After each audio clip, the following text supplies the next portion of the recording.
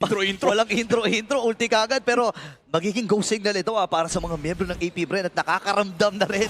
Yeah. Itong si Doming kasi nakita niya Oh, galing yun na sa gitna, umakyat at umaagaw na si James Punks. Oh. Grabe yung tapang niya, men. And again, ito yung talaga marerespeto mo sa kanila, yung constant aggression in the early game. Alam kasi nila na medyo mahirap i-punish yung kanilang mga heroes, especially without the level 4 of the Grok.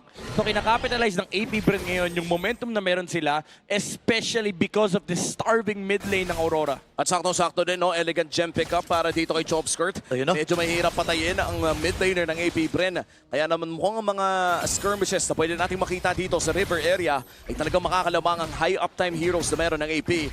But as we talk, ay level 4 na rin naman dito si Light. And Flicker will be available 10 seconds from now. Potentially pwede tayo makakita ng turnaround play mula sa kupunan ng Aurora.